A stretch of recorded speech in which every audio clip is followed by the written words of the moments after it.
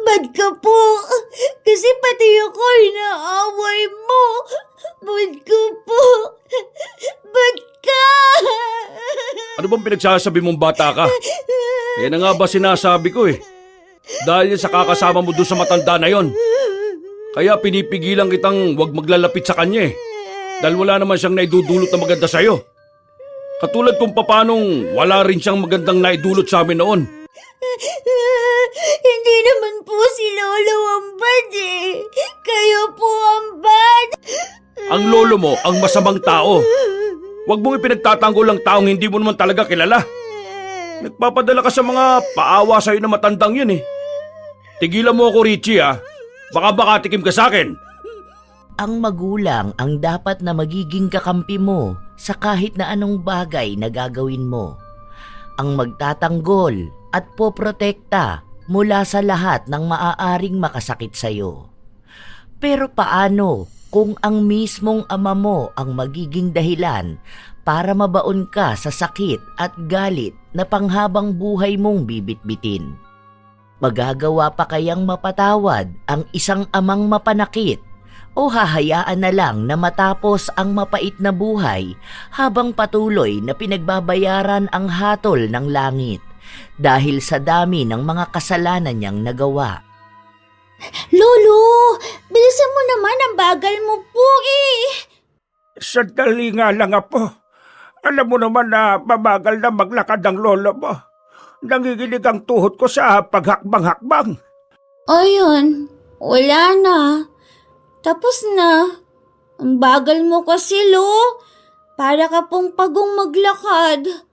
Hindi na natin naabutan ng fireworks. Dapat hinintay na lang natin ang bagong taon eh. Kahit sa tapat ng bahay natin, pwede tayong manood yan. Hinihingal lang ako sa ginagawa nating pagmamadaling maglakad. Oh, magdahan-dahan ka dyan. Baka ka madapa.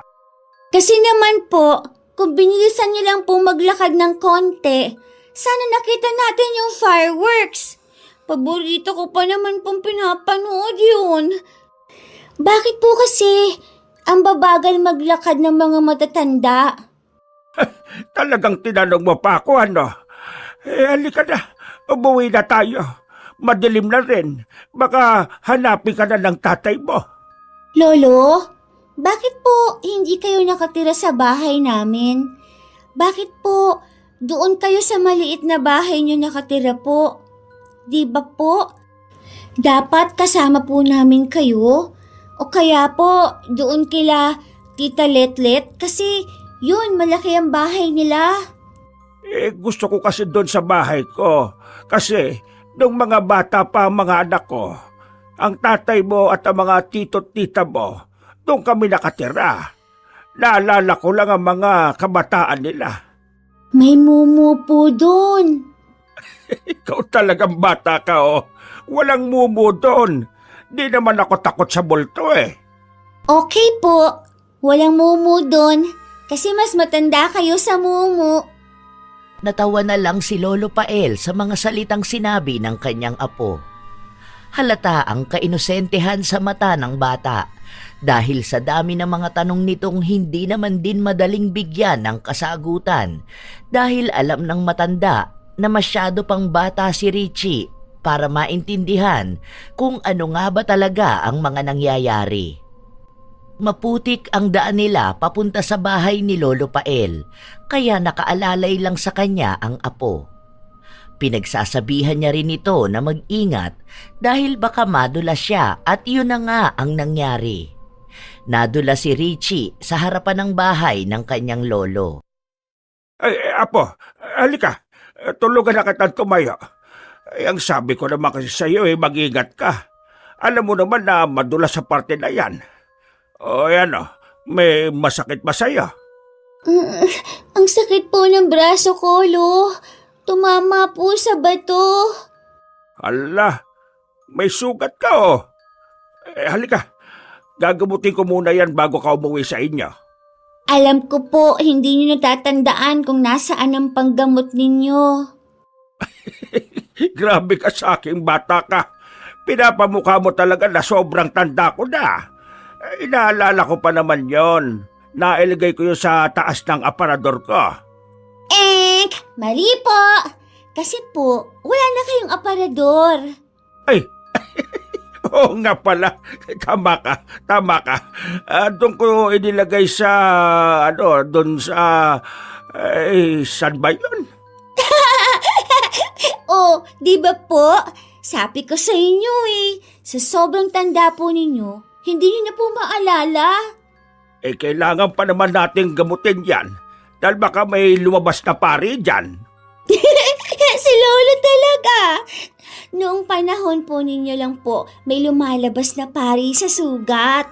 Hindi na po yung ginagamit na panakot sa mga bata ngayon. Ang mga kabataan talaga ngayon, no? Ang hirap na takutin. Ibang-iba sa amin noon.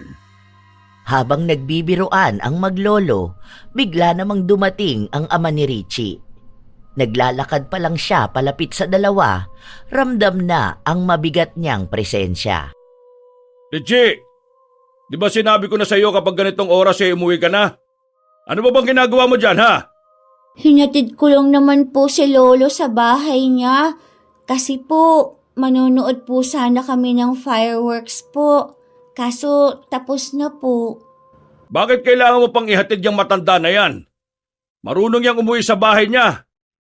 Kung hindi man yan makauwi, hayaan mong dyan sa kalsada yung matulog. At nang mamatay na yan. Well, wag mo naman iparinig sa anak mo mga ganyang salita. At bakit hindi? Kung yun naman talaga ang gusto kong sabihin. Tara na, umuwi ka na. Ano yan? Bakit may puti ka sa katawan mo? Ang dugyot mong bata ka. Maligo ka nga muna bago ka matulog. Bye-bye po, Lolo. Good night po. Good night din na po ko. Hindi tumitigil si Emil sa paninermon sa anak niya hanggang sa makauwi ito sa kanilang bahay.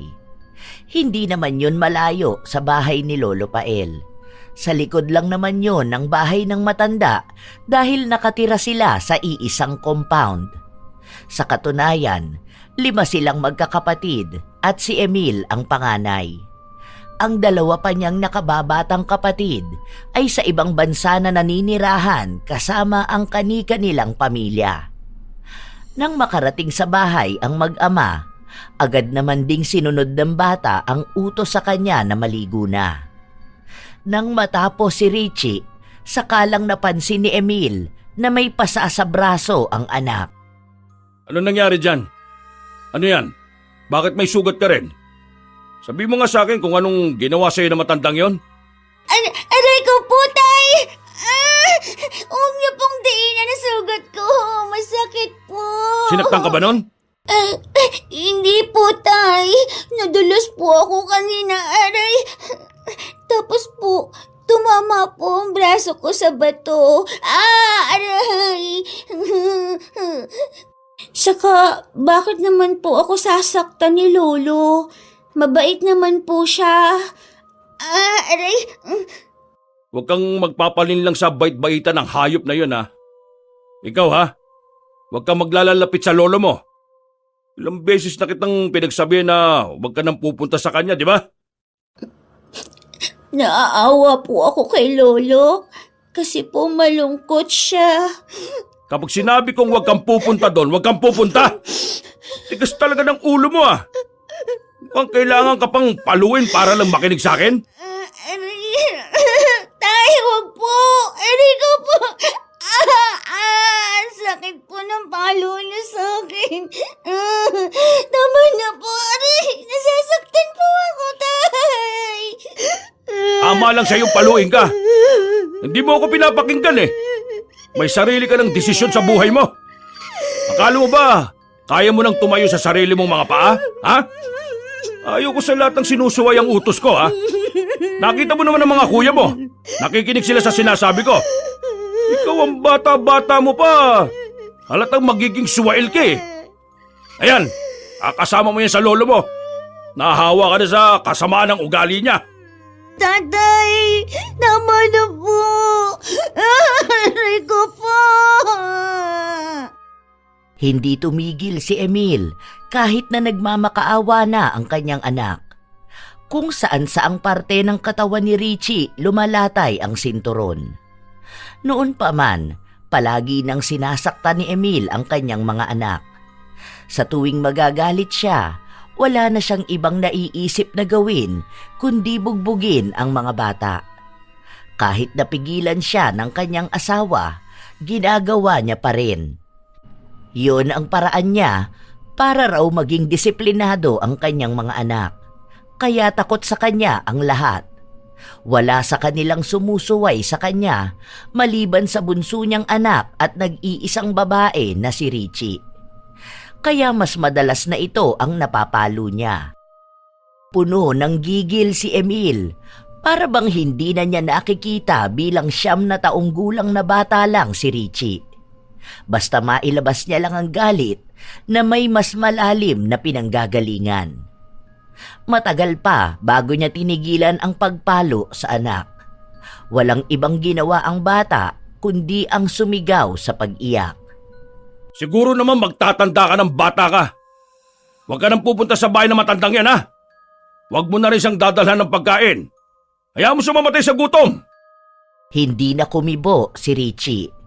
Umiiyak lang siya habang nakatingin sa kanyang ama. Kinabukasan, nang pumasok sa trabaho si Emil, doon lang lumabas ng bahay si Richie.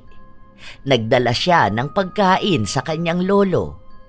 Alam yon ng kanyang ina dahil yun mismo ang nagtabi ng pagkain na ibibigay kay Lolo Pael. Lolo, gising ka na po. Bilisan mo, nagugutom na po ako. Sabay na tayong kumain. Nagluto si mama ng adobong isda. Lolo, bilisan mo naman po. Ay, para ka na naman pong pagong. Abay, sandali lang naman apo ko. Hindi nga makabangon ang lolo mo oh. Ay, wala na. Matanda na nga talaga. Uugod-ugod na po. Hindi pa ako uugod-ugod. Sadyang nagtutunugan lang ang mga butok ko kapag masyado kong magalaw. Tara na po, kain na tayo. Sa akin ka talaga sasabay. Baka mamaya ay magalit na naman ang tatay mo. Teka, ano nangyari dyan sa katawan mo? Bakit parang may bakat ng sinturon? Tingnan ko nga. Aba, oo nga. Ano yan? Pinalo ka ba ng tatay mo? Si Lolo ang daming tinatanong. Nagugutom na nga po ako. Tara na po. Marunong po ba kayong magtanggal ng tinik? Ay, ako na nga ang gagawa kasi malabo na po ang mga mata niyo eh. Binubugbog ka pa rin ba palagi ng tatay mo? Lagi naman po akong pinapalo ni tatay. Lolo, bakit po galit sa inyo si tatay? Ang sabi ni teacher, masama raw po magalit ang anak sa kanyang magulang. Pero bakit po si tatay? Oo nga. Pero nakakagutom na. Tara na, kumain na tayo. Iniiwasan ni Pael ang mga tanong sa kanya ng kanyang apo dahil sa pakiramdam na hindi pa rin naman siya handang sagutin yon. Sa paglipas ng mga araw, palihim na nagpupunta si Richie sa kanyang lolo. Kapag walang pasok ang kanyang ama, palagi lang nasa bahay si Emil. Kaya hindi rin gaanong nakakakain si Pael, kaya labis ang pag-aalala ng kanyang apo. Iniisip niya rin kasi na matanda na ang kanyang lolo, tapos magugutuman pa ito. Kung hindi siya magdadala ng pagkain, wala ni isa sa mga kamag-anak nila ang gagawa nun. Kahit ang mga pinsan niya, umiiwas sa matanda.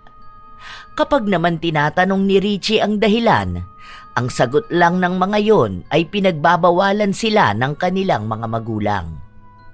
Nang sumapit ang linggo, magkasama ang maglolo na pumunta sa simbahan. Lolo, uuwi na po ba agad tayo? Nagugutom po ako. Ang bango ng Chicken Joy. Tara po sa Jollibee. Sandali lang apo ha. Titignan ko kung may pera pa si lolo. Grabe naman po yung wallet nyo, Lo. Para pong kasing tanda nyo na yan, ah. Gagamba na lang po ata laman yan, eh. Ay, may laman naman to oh. Tignan mo. may 20 pa ako. Magkano ba yung chicken joy na yan? 15 pesos ba? Hala, wala na pong ganon, Lo. Kawawa naman po kayo. 20 na lang po pera nyo. Buti pa po ako. Eto po may ano ako. 50 plus 40. Inipon ko po yan sa baon ko. Wow! Ang galing naman talaga ng apo ko. Nag-iipon ka, maganda yan. Opo, mag-iipon po kasi ako para ipapaayos ko yung bahay mo. Iipunin mo yan? Akala ko bibili ka ng chicken joy? Iipon na lang po ako sa sunod. Gugutom na po ako Ito po lagay niyo sa wallet niyo para may laman naman po yan. Hindi po yung puro sapot ng gagamba ang nandyan. Masaya ang maglolo habang magkasama silang dalawa. Dahil iisa lang ang pagkain na pwede nilang mabili, hinati yon ni Richie. Noong una ay ayaw tanggapin ni Lolo Pael, pero sa huli ay kinain niya rin ito. Matapos nun ay naglakad na ulit sila pauwi sa kanilang bahay. May kalapitan lang din naman yun at ang sabi ng matanda ay mas gusto niya ang naglalakad dahil mas nagiging aktibo ang kanyang katawan. Sa pagpapatuloy nilang maglakad, napahinto si Lolo Pael sa isang tindahan ng mga laruan malapit sa paaralan. May mga nagbebenta pa rin pala ng trompo. Nakakatuwa naman. Naalala ko bigla yung kabataan ko. Hilig namin maglaro ng ganyan noon. Buti po, naaalala niyo pa. Ayan ka na naman. Mga asar ka na naman sa akin. Halika na nga. Umuwi na tayo at baka maabutan ka na naman ng tatay mong nasa labas at kasama mo pa ako. Nagpatuloy sa paglalakad ang dalawa hanggang sa makauwi sila. Sakto naman nakalalabas lang ni Emil sa bahay nila at nasa lubong ang dalawa.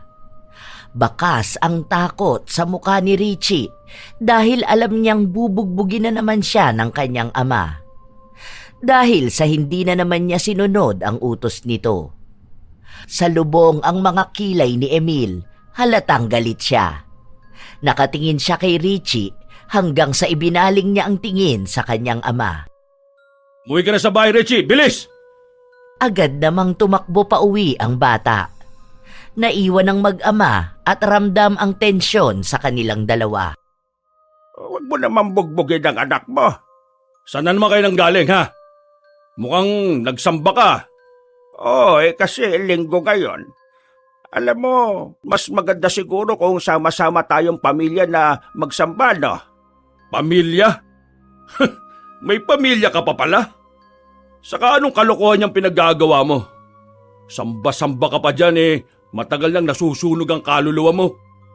Kaya nga hindi ka pa mamatay-matay kahit matanda ka na Dahil kahit si Satanas natatakot sa'yo. Kasi sa dami ng mga kasalanan na ginawa mo, pwede mo na siyang palitan sa trono Bill, matagal na ako nagsisisi sa mga ginawa ko. Ilang beses na akong humingi ng tawad sa inyo at sa Diyos. Ganap na ganap ka naman masyado. Kung si Richie mauuto mo dyan sa bait-baitan mong laro, ibahin mo ako. Ibahin mo kami. Dahil kilala ka na namin Kaya kung ako sa'yo, itigil mo na yung ginagawa mong yan. Dahil nagsasayang ka lang ng oras. Ano bang kailangan kong gawin para maging maayos tayong lahat?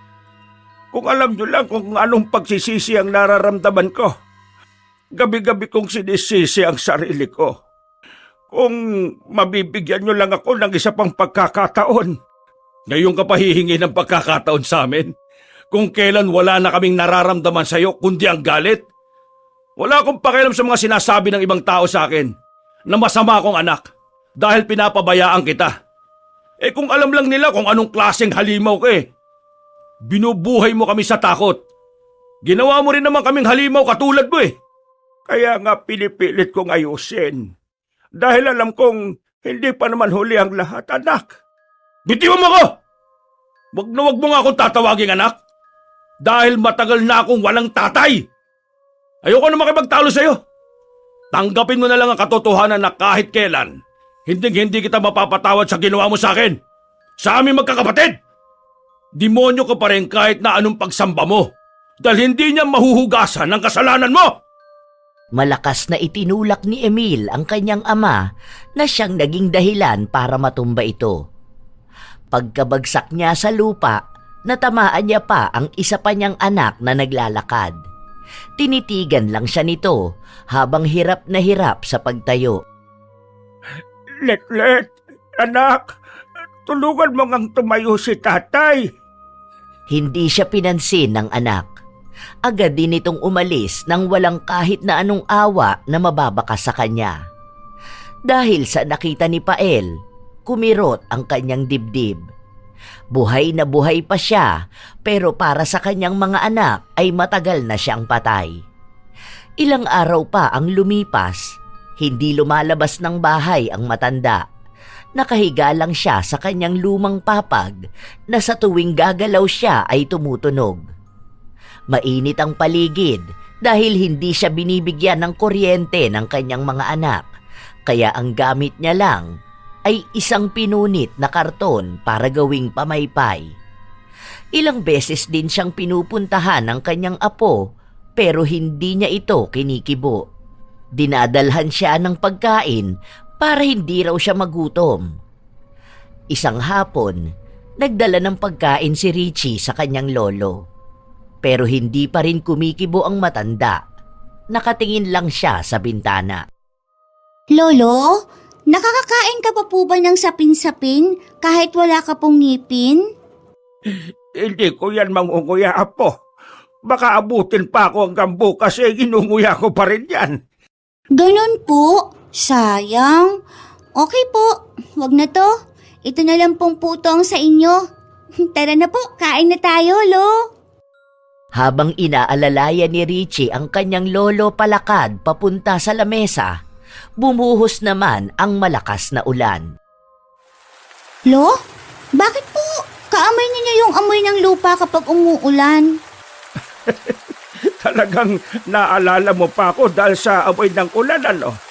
Parang sinasabi mo na babaho si Lolo. Hindi naman po mabaho, pero po, amoy lupa. Ikaw talagang bata ka. Kung ano-anong sinasabi mo. Ayan po. Tumatawa na kayo. Kasi kanina nakasimangot kayo eh. Lolo, alam niyo po, hindi pa ako nakakaligo sa ulan. Kasi si tatay ayaw niya po eh. Magkakasakit daw ang tao kapag naliligo sa ulan.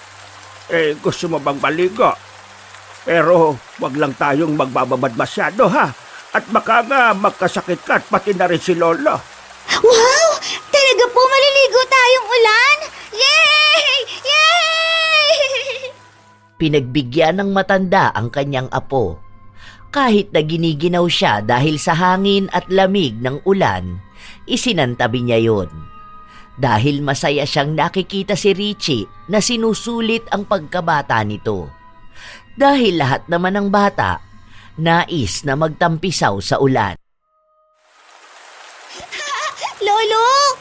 Tingnan niyo po, kapag tumatama sa ulo niyo yung ulan, parang drum. Ganyan po pala maligo ng ulan ng mga panot. Ganon pala, ha? Mukhang dramang ulo ni Lolo, ha? Ikaw, yari ka sa akin kapag nahuli kitang bata ka. Halika rito! Habulin mo ako, Lola! Ayan, hindi po ako tumatakbo, ha? Ang bagay niyo naman po. Hinihingal pa kayo. Huli kang bata ka! Ay, aray. Ang palakang ni Lolo, parang matatanggal. Ang bigat mo naman, apo. Ay, nako, puwera usog. Hindi po ako mabigat. Matanda ka na po kasi talaga. Ble! Nakatakas ako. Habulin mo ako, Lolo na panot. Habulin mo ako. Aba, sandali, apo. Dahan-dahan ka, baka ka madapa. Ay, nako, ayan na nga ba sinasabi ko. Ilang pala ka nahuli mo, ha? Lolo! Masaya ang maglolo na nagtatampisaw sa ulan. Baliwala kay Pael kung magkasakit man siya matapos nito. Dahil kahit na paano ay natangay ng ulan ang lungkot na nararamdaman niya. Sa tuwing kasama niya ang kanyang apo, nagiging masaya siya dahil napapatawa siya nito. Para siyang bumabalik sa kanyang kabataan kung saan ang ulan ang nagsisilbing kaibigan niya. Isang panibagong alaala ang naranasan niya at ang naibigay niyang tuwa kay Richie. Ang inosenteng bata na nais maging masaya ang kanyang kabataan na may nais bauning kwento kasama ang kanyang lolo. Alam mo po, Lolo, sa tuwing uulan, ikaw na po ang maaalala ko. Bukod po sa kaamoy niyo ang lupa, sobrang saya ko rin po na naglaro tayo sa ulan at magkasama po tayong tumatawa. Ay nako, ayan, mukhang sisipunin ka na nga. Halika na, tama na yan. Baka ka magkasakit. Tara na sa loob. Lolo, pwede po ba na sa susunod po na uulan, maliligo po ulit tayo? Sobrang saya po kasi. Oo, pangako. Sa susunod na uulan, magtatampisaw ulit tayo sa labas. Puno ng pag-asa at saya si Richie dahil sa mga pangako ng kanyang lolo. Halos araw-araw siyang nag-aabang kung uulan na ba dahil gusto niya ulit makasama ang lolo niya at makitang totoong masaya ito. Ngunit walang dumating na ulan. Naging payapa ang langit. Lumipas pa ang mga araw. Hindi na ulit nasilayan ng bata ang ngiti sa mga mata ni Pael dahil sa iniisip nitong mga problema sa kanyang mga anak. Lolo, bakit po hindi kayo nagsasalita po? Ay, wala. May iniisip lang ako. Teka, wala ka bang pasok ngayon sa school? Kauuwi ko nga lang po eh. May pasalubong po ako. Ang tawag po dyan ay... Nakalimutan ko na po. Pero masarap po yan. Sabi po ni teacher, pwede raw po sa matanda. Makapuno ang tawag dito, apo. Paborito ko ito nung kabataan ko. Alam mo ba na paborito ito ng tatay mo? Naaalala ko pa noon kapag meron siyang ganito.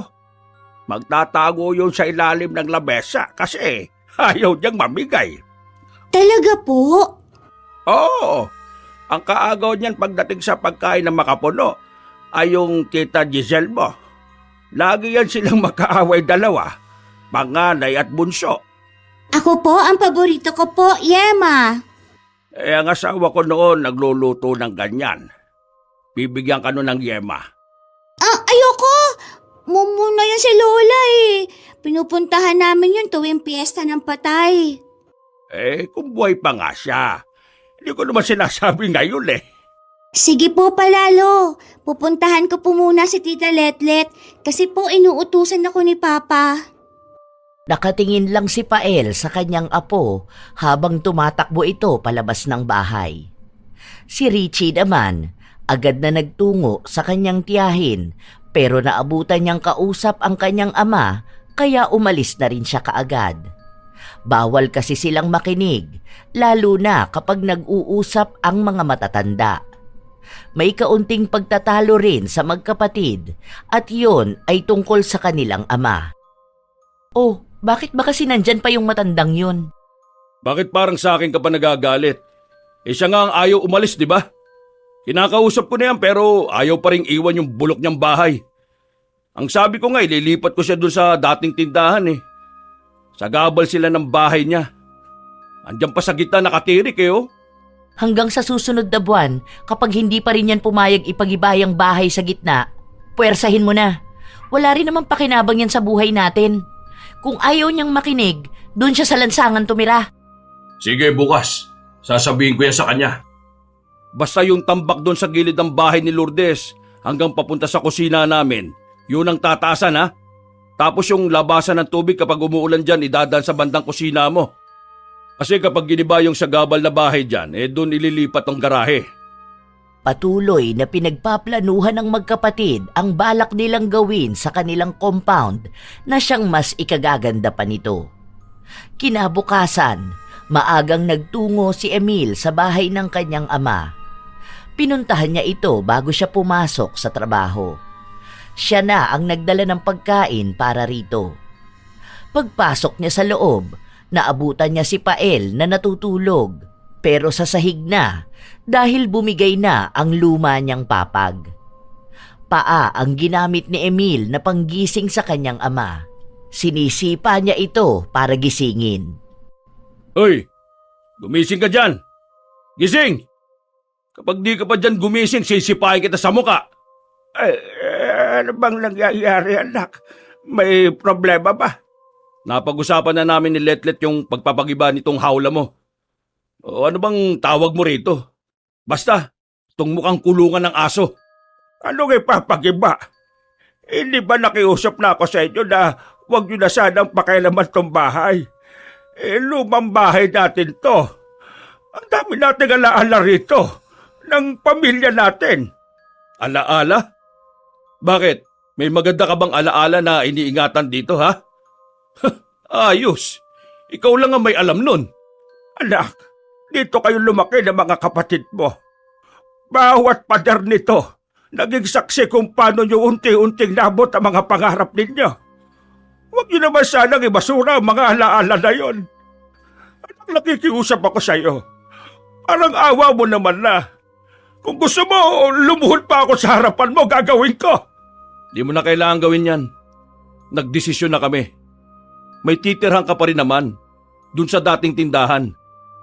Ayun, kasya ka naman dun eh. Mas maayos yun kaysa rito sa kulungan mo. Ano ba pinagmamalaki mong alaala sa bahay na to? Gusto mo bang ipaalala rin sa amin kung ano mga nasaksyan ng mga pader na ito? Sa sobrang tanda mo, nakalimutan mo na yata lahat eh. Sige na, Emil. Huwag naman ang bahay na ito, anak. Ito na lang ang meron ako. Hintayin nyo na lang ako mamatay bago nyo ito sirain. Nagmamakaawa ko sa iyo, anak. Parang awa mo na. Matagal na naming inihintay na mamatay ka. Kung alam mo lang, araw-araw kong pinagdarasal na mamatay ka na sana eh. Pero sadyang ang mga masasamang damo, matagal talaga mamatay. Ano bang gusto mong gawin ko para lang pagbigyan mo ko? Sabihin mo lang. Alam mo kung anong pwede mong gawin? Mamatay ka na. Yun, mas mainam. Para naman hindi mo na rin kami pahirapan. Hayaan mo, kapag namatay ka na, ipapalibing ka pa rin naman namin eh. Pero di ka na nga lang ibuburol kasi wala rin namang magbabalak na dalawin ka.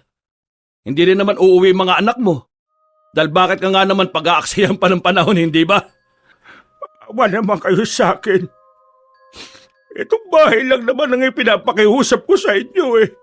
O sige na, aalis na ako. Dahil kailangan ko pa magtrabaho. Yun na ang napag-usapan. Sa ayaw at sa gusto mo, gigibain namin to. Ikaw lang naman ang nagpapahalaga sa bahay na ito eh. Kasi lahat kami, nakaranas kami ng impyernong buhay sa bahay na ito. Ay, oo nga pala. O ito, kumain ka na.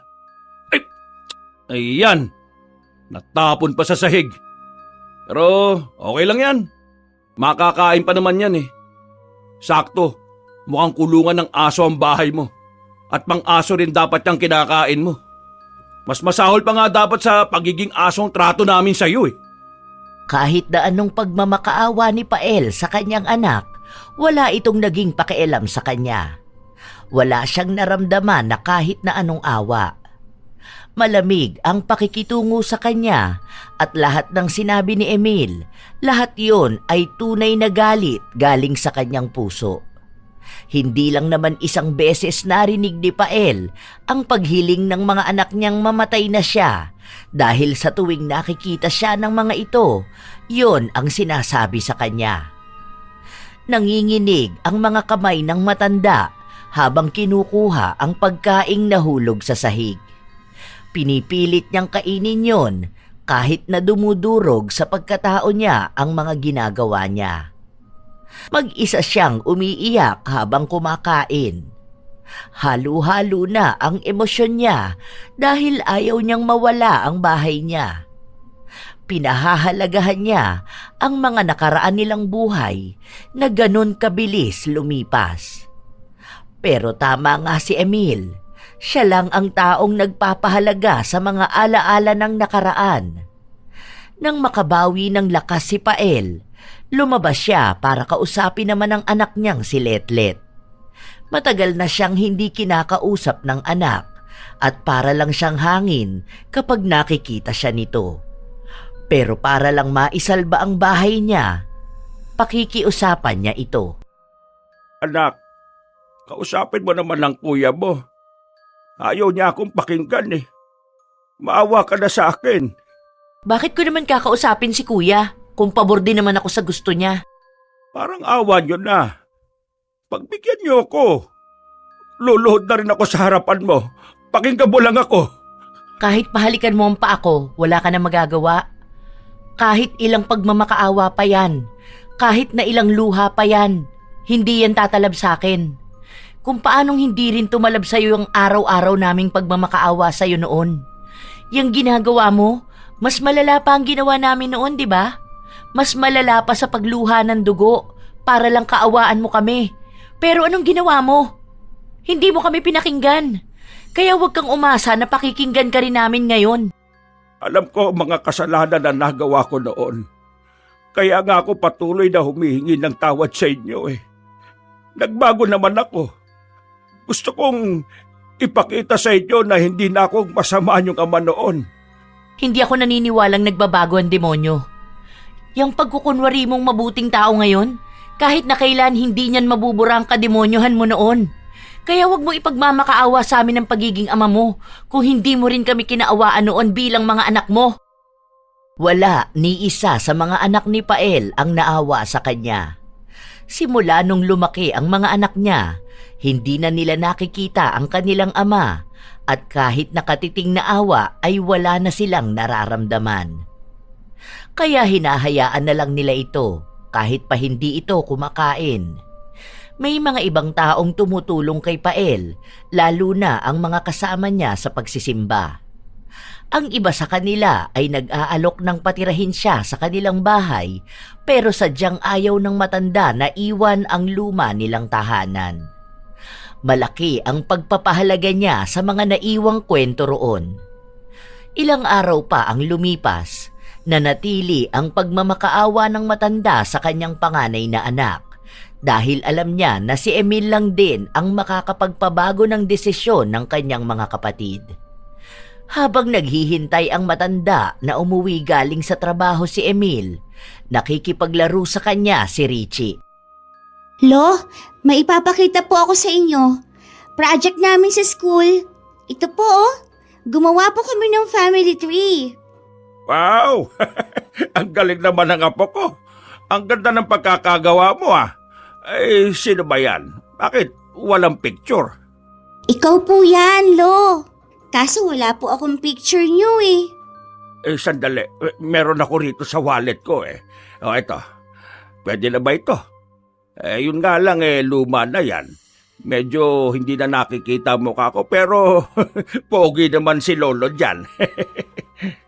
Kamukha niyo po si tatay? Ay, oo nga. Lalo na nung nagbibinata ang tatay mo. Ay, kamukhang kamukha ko talaga. Tapos ang tita Letlet at tita Lourdes mo naman eh, kamukha ng lola mo. Lalo na nung dalaga pa siya. Ay, di ba, ang gaganda nila. Wala po kayong pictures magkakasama? Wala po akong nakikita eh. Ang nakikita ko lang yung sila tatay lang po. Eh, meron ng mga bata pa sila. Kaso lang eh, nawala na. Hindi ko alam kung naitapon na ba.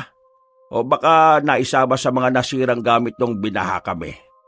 Sayang nga eh. Ang naalala ko, ang daming picture ng tatay mo na nakalagay sa photo album namin. Baby pa siya doon. Alam mo, hilig kasi ng lola mo noon na magkolekta ng mga litrato. Kaya lahat ng mga anak namin, meron talaga mga kuha ng mga baby pa sila. Sayang lang kasi kapag nasira na mga litrato hindi na nababalik. Habang inaalala ng matanda ang mga bagay sa nakaraan niya, doon naman dumating si Emil. Baka sa mukha niya ang pagod na napalitan ng galit nang makita niya ang kanyang ama. Ay, ang ginagawa mo rito? Sino nagsabing pwede kang pumasok sa pamamahay ko, ha? Kanina pa po siya naghihintay sa inyo, Tay. Hindi ikaw ang kinakausap ko, kaya huwag kang sumabat. Pumasok ka doon sa kwarto mo. Gusto lang sana ulit kitang makausap eh. Tungkol na naman sa bahay? Ano bang hindi mo maintindihan, ha? Kahit anong gawin mo, hindi namin pakikinggan ang pakiusap mo. Sinasayang mo lang ang oras mo dyan sa pagpapaawa mo eh. Pwede ba umalis ka na rito? Pakinggan mo naman muna ang mga sasabihin ko. Ayoko! Kapag sinabi kong ayoko, ibig sabihin nun, ayoko! Di ba ganyan naman palagi mong sinasabi sa amin nun? Ano? Mahirap bang pakinggan na ako naman ngayon ang nagsasabi sa'yo? Umalis ka na rito! Bago pa kita sipain palabas ng bahay ko eh. Anak, kahit na hindi na lang para sa akin, para na lang din sa nanay ninyo. Ang bahay na yun na lang ang nagsisilbing alaala na naiwan niya sa akin. Itiwan mo nga ako. Huwag mong gagamitin ang nanay namin ha, para lang kaawaan ka. Kung umusta ka naman dyan, akala mo mahal na mahal mo nanay namin ha. Sinipa ni Emil ang kanyang ama na nakakapit sa kanyang binti. Dahil sa lakas ng pagkakasipa niya, nawala ng balanse ang matanda at tumama ang kanyang ulo sa gilid ng pinto. Nakita yon ni Richie, kaya agad siyang napatakbo sa kanyang lolo. Nadapa pa nga ang bata dahil sa pagmamadali. Lolo, okay lang po ba kayo? Bitiwan mo yung matandang yan. Hindi ba sinabi ko sa'yo na pumasok ka sa loob ng kwarto? Bad ka! Bad ka! Inaaway mo si Lolo! Apo, sige na. Sundin mo na ang tatay mo. Ayos lang si Lolo. Lolo, may bukol po kayo sa noo. Huwag ka na mag-alala po. Kaya naman to ni Lolo eh. Malakas si Lolo, hindi ba? Kaya na yan ng matandang yan. Wala lang sa kanya yung bukol na yan, no? Matigas ang bungo ng hayop na yan eh. Sige na, Richie. Kapag hindi ka pa pumasok sa kwarto mo, makakatikim ka sa akin. Ayaw ng bata umalis, pero pinagtulakan siya ng kanyang lolo dahil alam nitong kayang saktan ni Emil ang anak. Habang umiiyak si Richie, nahulog naman niya ang litrato ng kanyang lolo. Nakita yon ni Emil at sa halip na ibigay yon sa anak, pinunit niya yon at itinapon sa basurahan. Walang ibang nagawa ang bata kundi ang maglupasay sa iyak. Paulit-ulit niyang tinatawag ang kanyang lolo pero umalis na ito sa kanilang bahay. Kinabukasan, maagang nagising si Richie at kinuha ang punit na litrato ng kanyang lolo at pinagdikit-dikit yon para ilagay sa kanyang proyekto. Hindi niya pinakita sa kanyang ama ang ginawa niya dahil alam niyang magagalit yon sa kanya. Sabado, walang pasok sa trabaho si Emil. Kaya buong araw ay sa loob lang din ng bahay ang kanyang anak. Habang nagkakape si Emil, nanonood din siya ng telebisyon kasama si Richie na nakaupo sa sahig. Ilang sandali pa, nagkaroon ng palabas na tumatalakay sa pagiging isang mabuting anak para sa kanilang mga magulang.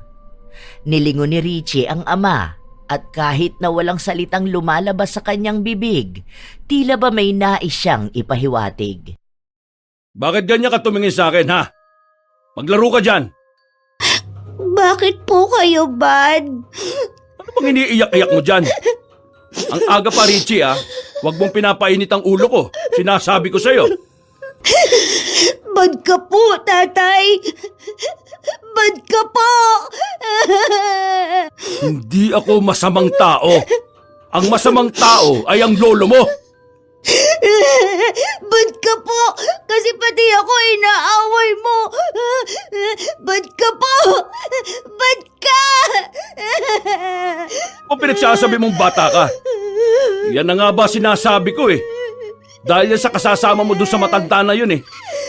Kaya pinipigilan kitang huwag maglalapit sa kanya eh. Dahil wala naman siyang may dudulot na maganda sa'yo. Katulad kung paanong wala rin siyang magandang naidulot sa amin noon. Hindi naman po si Lolo ang bad. Kayo po ang bad. Ang lolo mo masamang tao! Huwag mo pinagtatanggol yung taong hindi mo naman talaga kilala, ha? Nagpapadala ka sa mga paawa sa'yo na matandang yun, eh. Pwede ba tigilan mo ako, Richie? Baka makatikim ka na sa akin. Mas lalong lumakas ang pag-iyak ng bata dahil sa takot sa nakikita niyang galit sa mukha ng kanyang ama.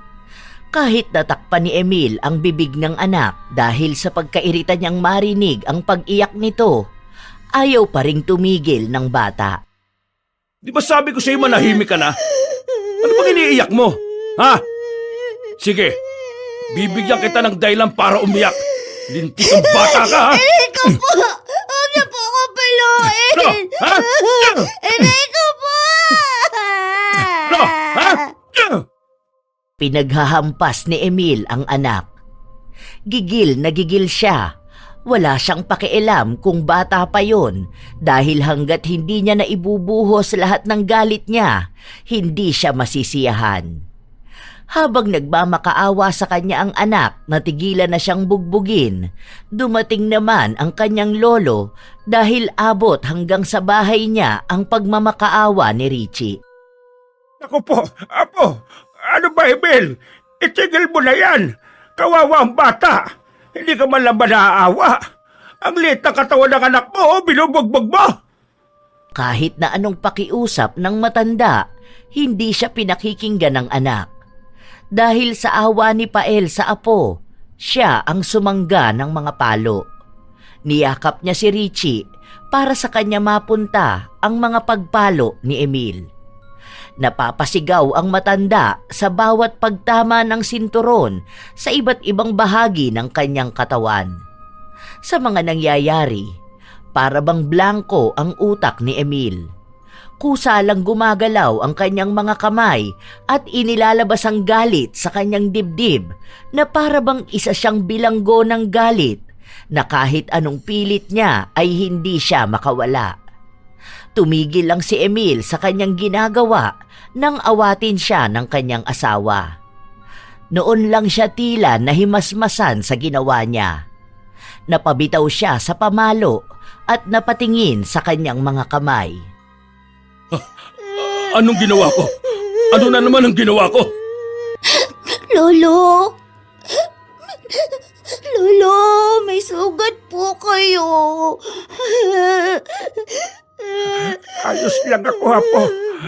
Ano, wala ka bang sugat? Kawawa ka naman. Habang sinusuri ni Pael ang braso ng kanyang apo, binitbit ito ng kanyang ina at inilayo. Pumasok sila sa loob ng kwarto, habang ang mag-ama naman ay naiwan sa sala. Nakaupo pa rin si Pael habang dinadama ng kanyang katawan ang sakit at hapdi ng mga lumatay na palo sa kanya. Ganito ba ang gusto mong gawin sa mga anak mo, Emil? Sa kanila mo gustong ilabas ang lahat ng galit mo? Kahit na ayokong gawin, nagagawa ko pa rin dahil hindi ko mapigilan ng sarili ko. Lahat ng galit na to, ikaw ang may kagagawan. Ikaw ang dahilan kaya nasasaktan ko ang mga anak ko. Ayokong matulad ka sa akin, anak. Alam ko ang maling nagawa ko noon. Alam ko na ako ang dahilan kaya ka nagkakaganyan. Kaya galit na galit ako sa'yo. Ikaw ang dahilan kaya nagiging halimaw na rin ako. Ako na mismo yung dating kinagagalitan ko. Ako na yung dapat iniiwasan ko. Pero hindi ko magawa dahil palaging bumabalik sa akin ang mga ginawa mo noon. Patawarin mo ako, anak. Hindi ko sinasadya na magiging ganyang kalala mga ginawa ko.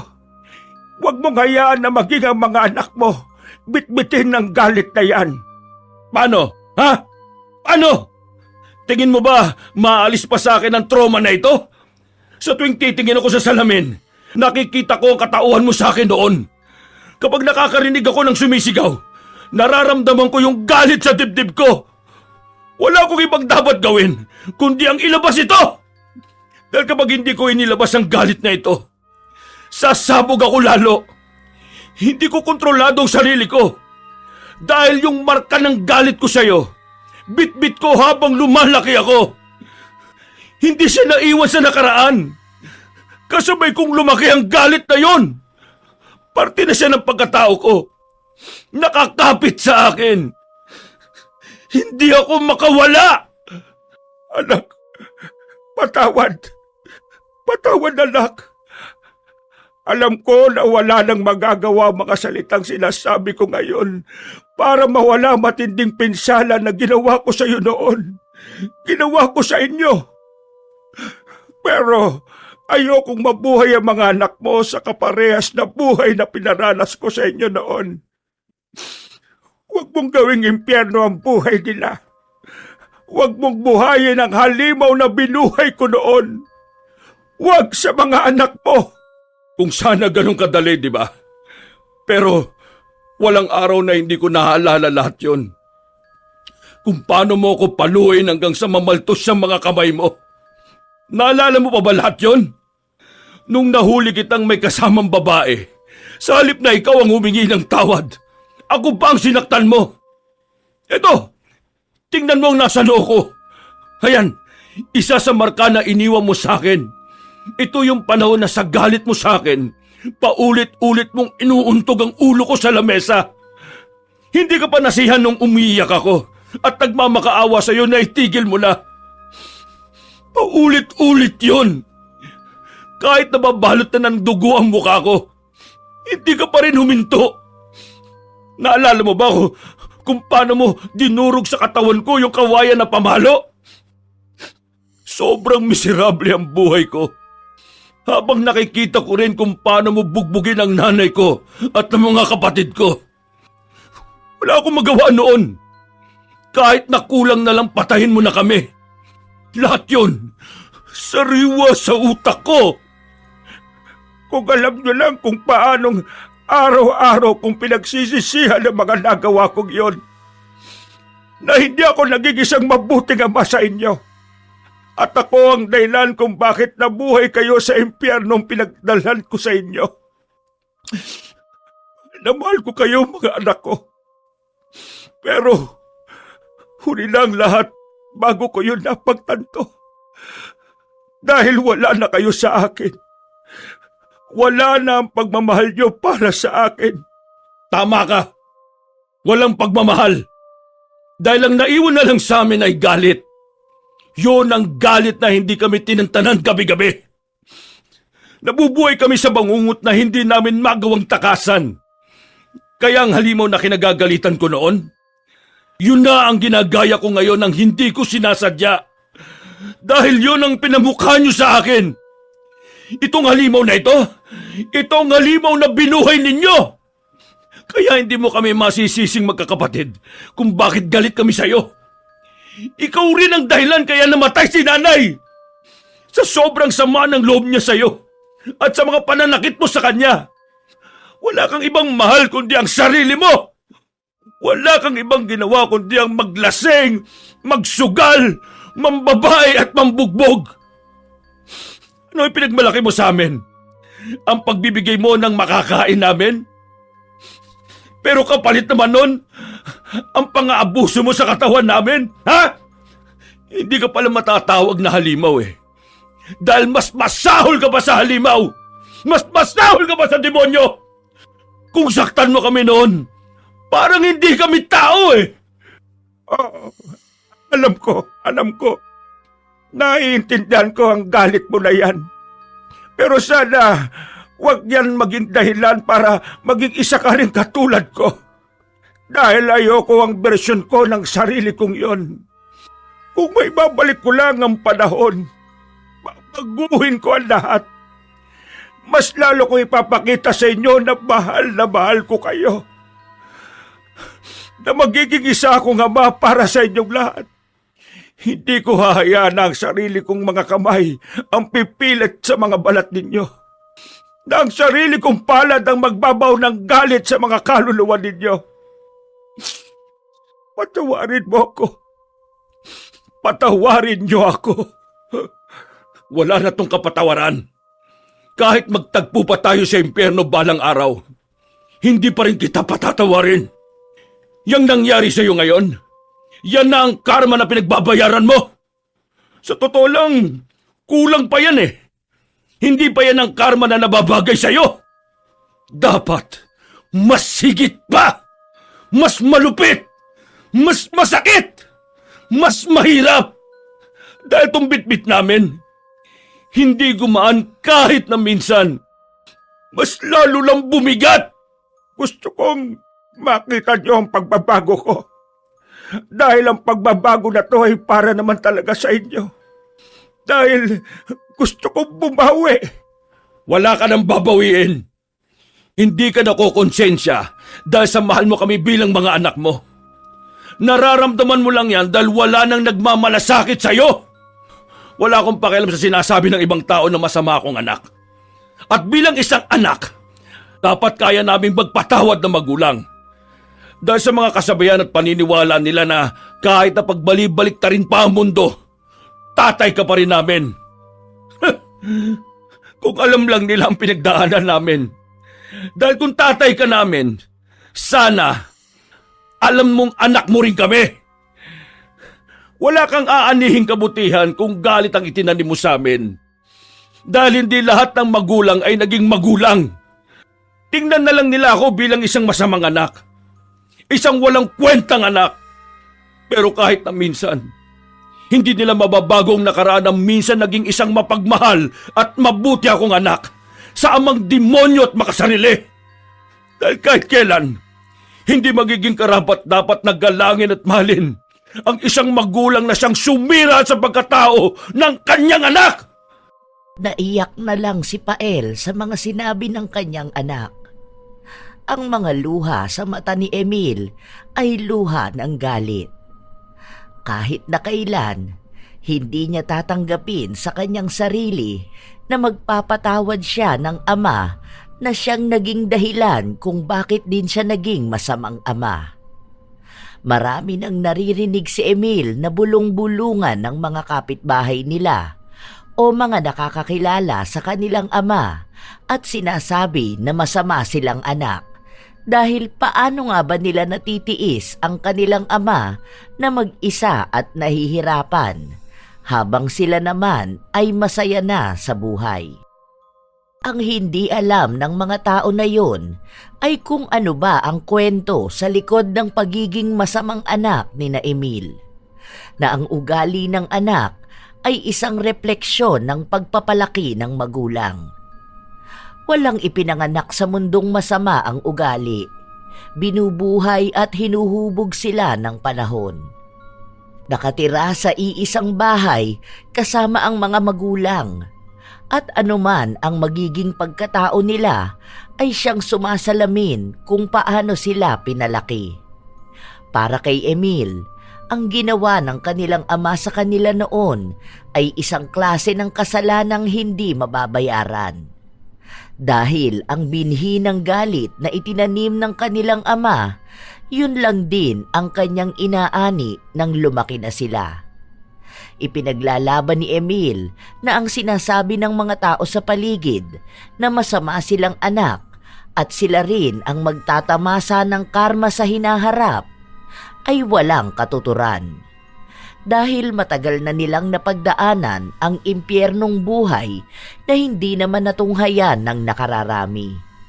Kaya madali para sa kanilang sabihin ang mga kataga na magulang pa rin nila si Pael. Dugo nito ang dumadaloy sa kanila kahit na ito naman ang tunay na dahilan kung bakit hanggang ngayon ay hindi nila makamtan ang kapayapaan. Dahil paulit-ulit silang nilalapitan ng bangungot ng kanilang mga alaala. Ilang linggo pa ang lumipas, hindi na pinapansin ni Emil ang ama at hindi na rin ito nagmamakaawa sa kanya para sa bahay. Nang sumapit ang araw ng pagsisimba, naabutan ng matanda ang kanyang apo na nag-aabang sa labas ng bahay. Lolo, ang tagal nyo naman po. Nangawit na ang paa ko. O apo, anong ginagawa mo dito? Bakit ka nakabihis? Ay, matanda na talaga kaya nakalimutan na may simba ngayon. Hindi ko alam na sasama ka sa akin. Akala ko ako lang mag-isang aalis kasi andyan ang tatay mo, di ba? Baka mamaya paluin ka na naman nun. Sinabi ko naman sa'yo na sundin mo kung anong utos niya sa'yo, di ba? Hayaan mo na lang sana si Lolo. Ayaw ko nang masaktan ka pa dahil sa akin. Secret lang po, wala kasi si tatay. Umalis na ni na Tita Lourdes at ni Tita Letlet. Saan daw sila pupunta? Ewan po, hindi naman po sinabi eh. Tara na po, anong oras na? Inalalaya ni Richie ang kanyang lolo para makapaglakad ito. Malapit lang naman ang pupuntahan nila kaya hindi na sila sumasakay. May mga bumabati kay Pael, lalo na ang mga kasama niya sa pananampalataya. Nagtatanong ang mga yon tungkol sa kalagayan niya at sa relasyon nila ng kanyang mga anak. Pero sa halip na ikwento ang tunay nilang relasyon, mas pinili ng matanda na wag na lang sumagot. Lalo pat naririnig ng kanyang apo ang mga usapan. Ayaw niyang mabahiran pa ng mas maraming katanungan ang utak ni Richie. May nagpaabot ng tulong sa matanda. Binigyan siya ng pera para daw may magamit siya. Sa paglipas pa ng mga araw, nagpupunta pa rin si Richie sa bahay ng kanyang lolo. Kapag wala ang kanyang ama, sabay silang kumakain. Ang mga kapatid at pinsan ng bata ay pinagsasabihan siya pero hindi siya nakikinig sa mga ito. Mas gusto niya pa rin talaga na makasama ang kanyang lolo Pael. Lolo, ano po ang favorite color nyo? Hindi ko alam kung may paborito ba akong kulay eh. Kahit na ano na lang siguro. Hindi po bigay ka kahit isa lang. Siguro kulay green na lang. Kasi kapag nakakita ako ng green, ang gaan sa pakiramdam. Teka, bakit mo naman naitanong? Wala lang po. Ako po color yellow. Ay, maganda nga yung kulay yellow. Lalo na bagay sa'yo kapag yellow ang suot mo. Kasi mas lalo kang nagiging maganda. Maputi ka kasi. Kaso, may mga bumabakat na pasa sa katawan mo kapag pinapalo ka ng tatay mo. Pasensya ka na po ha. Patawarin mo si Lolo. Patawarin niyo akong lahat. Kasi akong dahilan kaya kayo nahihirapan ng ganyan. Kayo ang sumasalo ng mga galit na dapat na para sa akin. Bakit po? Hindi naman po ikaw ang namamalo sa akin. Si tatay po yun kasi bad siya. Bad na siya sa akin, bad pa po siya sa inyo. Ayoko na po siya maging tatay. Wag po ko. Naniniwala ko na mas makakaya ng tatay mo na magbago. Hindi niya ako gagayahin. Hindi siya tatanda na kagaya ko. Mahalin mo lang palagi ang tatay mo, ha? Hindi siya magiging halimaw kung hindi ako naging halimaw sa kanila noon. Ayokong dumating ang araw na mabubuhay din siya kung paano ko nabubuhay ngayon. Kasi itong nangyayari sa akin, ito na ang hatol ng langit sa akin. Kahit pala lumipas na ang mahabang panahon, hindi talaga kayang tumakas ng tao sa karma na dapat niyang pagbayaran. Maniningil at maniningil pa rin ito. Paunti-unti, pasakit ng pasakit. Hindi isang biglaan, para mas lalong ipamukha sa akin ang mga kasalanan ko noon. Ang sabi po ni teacher, ang karma po para sa mga bad na tao. Hindi naman po kayo bad. Mabait nga po kayo eh. Binilahan mo ko ng ice cream. Mahirap talaga tong intindihin na po dahil bata ka pa. Pero pagdating ng panahon, kapag matanda ka na at nakakapag-isip ka na ng mas malalim pa, maiintindihan mo rin ang ibig kong sabihin. Alam ko naman na lalaki kang matalino. Dahil ngayon pa lang nakikita ko na. Proud na proud sa iyo si Lolo. Kahit na hindi ko na masusubaybayan pa yun. Bakit po kayo nagsasalita ng ganyan po? Bakit ka umiiyak? Baka may makakita sa atin akalain na inaaway kita. Sinasabi ko lang sa iyo na mahal ka ni Lolo. Lahat naman kayo ay mahal ni Lolo. Kaya nga lahat kayo gusto kong hingian kayo ng tawad. Dahil kahit kayong walang kinalaman nadadamay sa galit ng mga magulang nyo sa akin. Sana dumating ang araw na maghilom din ng sugat na bigay ko sa kanila. Kahit na alam kong nakaukit na yon sa kanilang pagkatao. Hindi na kaya pa ni Pael pigilan ang sarili. Naiyak na rin siya matapos niyang sabihin ang mga salita na yon. Doon niya lang napagtanto kung paano ba naniningil ang langit. Tunay na hindi siya ang makakaranas ng malalang ganti. Dahil ang malalang pambawi sa kanya ay ang makita niya ang mga taong mahal niya na nahihirapan.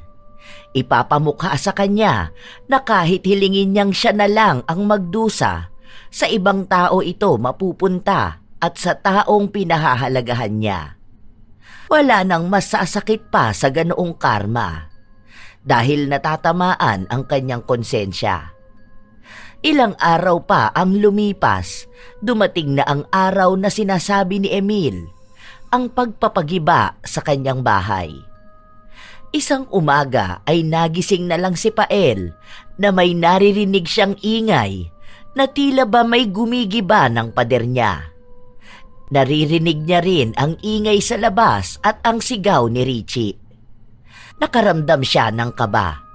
Lalo pat nakikita niyang unti-unti nang bumabagsak ang ibang bahagi ng bahay niya.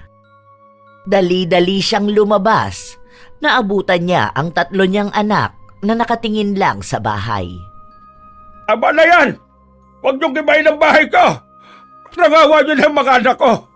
Huwag niyong ipagpatuloy ang pagsira dyan! Sinabihan ka na namin, di ba? May iba kaming plano sa pwesto na yan. Balakid lang sa buhay namin yung bahay na yan. Katulad mong sagabal sa buhay namin. Sandali lang. Huwag niyong ituloy yan. Maawa na kayo. Sige na. Huwag. Sige lang, ituloy nyo lang yan. Huwag kayong maawa sa matandang yan. Nagpapanggap lang yan na tao, pero demonyo talaga ang kumukontrol sa kaluluwa niyan. Sige lang, tuloy nyo lang. Kapag umarang yan, sa kanya nyo ipalo yung maso. Ipukpok nyo sa ulo niya. Mga anak ko, parang awanan niyo na. Parang awanan ninyo. Huwag muna ngayon. Huwag niyo na magsirain ang bahay na yan. Nagmamakawa ko sa inyo. Luluhod pa ako sa harapan ninyo. Huwag niyo lang gawin yan. Wala ka bang ibang alam gawin kundi ang lumuhod sa harapan namin, ha? Ang magmakaawa? Ang umiyak? Ano? Para lahat ng nakakakita sa'yo, kaawaan ka? Ang hilig mo talaga maging pabida, no? Kuha mo na naman ng simpatsya ng mga tao sa paligid. Sino nga ba naman ang hindi ka aawaan ng matandang gaya mo? Pwede bang tigilan mo na yung pinagagawa mo? Pinagmumukha mo lang na kami talaga masasama eh. Dahil inahayaan naming lumuhod sa harap namin ang tinatawag nilang ama. Basta ako, hindi ko na kayang makaramdam ng awa. Dahil sa tuwing nakikita kitang hayop ka, puro na lang pagkasuklamang nararamdaman ang laman ko.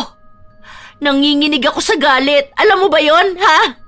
Kahit na ayaw kitang makita, naaalala ko pa rin ang lahat. Alam ko. Ana, alam ko naman na ginagawa niyo ito bilang ganti sa akin. Pero parang awa niyo na. Huwag muna ngayon. Kahit pagbigyan niyo na lang ako hanggang sa matapos ang kaarawan ko bukas. Parang awa niyo na. Ibigay niyo na sa akin to sa huling pagkakataon. Ito na lang ang hiling ko. Talagang humiling ka pa? Kung hindi naman talaga makapalang mukha mo? Naaalala mo pa pala ang birthday mo? Pinapahalagahan mo pala yan, ha? Samantalang kami, ni hindi namin maalala kung dumating ba ang isang araw na may naging mahalaga sa kaarawan namin. Kasi ako, galit ako sa sarili kong birthday. Dahil sa araw na yun nangyari ang bangungot ng buhay kong bibit-bitin ko hanggang kamatayan ko. Ilang dekada na ang nakalipas. Pero tuwing sasapit ang araw na yun, sariwang binubulat-lat ang sugat na dala ng araw na yun. Naaalala mo pa ba yun? Birthday ko. Gusto ko lang naman maging masaya. Gusto ko makakain ng pansit. Kasi minsan lang namin magawa yun. Pero sa halip na maalala mo ang birthday ko, binugbog mo pa ako. Ikaw ang dahilan kung bakit hindi ako makalakad ng maayos. Hindi mo tinigilang paluin ang mga pako dahil lang sa hindi ko sinasadyang masagi ka habang natutulog ka. Dinurog mo ang pako. Galit na galit ka. At dahil sa ginawa mo, dinama ko yung sakit. Umiiyak ako. Nagmamakaawa sa'yo pero hindi ka tumigil. Namamanhid ang buo kong katawan dahil sa sakit. Hindi lang mga ugat sa paa ko ang kumikirot. Pati na rin ang kaluluwa ko. Kaya wala kang karapatang alalahanin ang kaarawan mo. Kung ang binigay mong alaala sa akin ay masalimuot. What? Patawad. Hindi ko sinasadya. Patawarin niyo ako. Parang awa niyo na. Patawad mga anak ko. Patawarin niyo ako. Hindi ko inakala na magiging malaking epekto doon sa inyo. Hindi ko kayo inisip. Dahil akala ko magiging normal lang ang lahat. Hindi mo akalain na magtatanim kami ng sama ng loob sa'yo? Hindi mo sinasadya na yung trauma namin na ipasa pa namin sa mga anak namin? Ha? Ano ba ang akala mo sa mga ginawa mo sa amin? Simpleng palo lang na pwedeng patawarin matapos umiyak? Hindi! Hindi ganun ang ginawa mo! Sinira mo ang buhay namin! Sinira mo ang pangarap namin. May mas maganda sanang buhay na nag-aabang sa akin. Kaso hindi ko yun maabot-abot dahil sa ginawa mo akong baldado. Matino naman kaming anak. Pero ikaw ang gumawa ng paraan para mabuhay kaming miserable. Ginawa mo kaming miserable dahil lang sa miserable kang tao. Si Giselle, nasa ibang bansa siya ngayon, di ba? Pero hanggang ngayon, sinusundan siya ng kasalanan mo sa kanya. Ilang beses na siyang nagtangkang magpakamatay. Naglaslas siya ng ilang beses. Dahil sabi niya, wala na siyang maramdaman. Namanhid na siya sa pambubugbog mo. Ikaw dapat ang kakampi namin. Kaso ikaw pa yung taong naging dahilan para maging ganito kami. Sige nga, tingin mo ba may kapatawaran pa ang ginawa mo sa amin? Kaya wag na wag mong ipagmamakaawang tanggapin ka namin dahil maging kami, hindi namin matanggap ang sarili namin. Patawad. Patawarin niyo ako. Pinagsisisihan ko ang lahat. Ilang beses kong hinihingi ng tawad sa Diyos ang mga kasalanan ko. Matagal ko nang pinagbabayaran ang mga kasalanan na yon. Ilang beses ko rin ipinagdasal na malinawan ang mga puso ninyo para maging malaya kayo sa galit na gumagapos sa inyo ng mahabang panahon. Huli na ang lahat. Wala na makakapagsalba sa amin. Kung sana alam mo lang ang pinagdaraanan namin para maging ganito katigas ang puso namin para sa sarili naming ama. Hindi lang simpleng pagbabayad ng karma to. Dahil mas malalim pa ang naiwan sa amin. Para kaming may pinagbabayarang utang. Utang na hindi naman namin ginusto. Maging ang isa pang anak ni Pael ay naglabas na ng sama ng loob na nararamdaman niya sa kanyang ama. Pinaalala niya rito kung paano siya bugbugin at kung paano sila parusahan kapag nagkakamali. Sinabi rin sa kanya na kapag nagagalit siya, isang buong araw silang hindi pakakainin. Gumagawa na lang sila ng paraan para maibsan ang gutom na nararamdaman nila. Bawat parusa, bawat pahirap, inisa-isang banggitin ng kanyang mga anak. At sa bawat pagpapaalala sa kanya ng mga ito, ganoon din naman nagiging mas malalim at mas mabigat ang bawat salita. Hanggang sa kalahating bahay na ang nagigiba. Pero muling nakiusap si Pael na patapusin na lang muna ang kanyang kaarawan hanggang sa napapayag niya ang mga anak. Ang iniwang parte lang ng bahay sa kanya ay ang maliit niyang kwarto na siyang pinaglalagyan ng mga luma at natitirang alaala ng kanilang pamilya. Pagbibigyan ka lang namin sa pagkakataong ito. Pero bukas, kahit pamalibing ka na ng buhay dyan sa kwarto mo, ipapagiba namin yan. Huwag mong isipin na may awa kaming nararamdaman kaya kami ganito. Dahil wala na talaga. Wala nang pag-asa pa. Maraming salamat, mag-anak ko. Maraming salamat. Malamig ang pakikitungo ng mga anak niyang tumalikod sa kanya. Hindi naman maiwasan ni Pael na maiyak habang nakikita niya ang bahay na ilang dekada niyang tinitirhan na gano'n na lang kadaling masira at mawasak. Simbolo ng pagkawasak ng bahay ang pagkasira na rin ng pag-asa niyang mapapatawad pa siya ng kanyang mga anak. Tinanggap na niya sa kanyang sarili na mahirap mapatawad ang kasalanan na nagawa niya. Sinira niya ang buhay ng mga anak niya, kaya wala siyang ibang dapat nasisihin kundi ang kanyang sarili. Kahit pa lumipas ang panahon, hindi niya mapipilit ang tao na patawarin siya dahil lang sa siya ang kanilang ama. Tunay namang hindi siya naging ama. Habang umiiyak si Pael sa tapat ng kanyang bahay, umiiyak din ang kanyang apo na nakatayo lang sa di kalayuan. Pumasok ka na sa loob. Ano bang iniiyak-iyak mo dyan? Kawawa naman po si Lolo. Wala na po siyang bahay. Bahala siya sa buhay niya.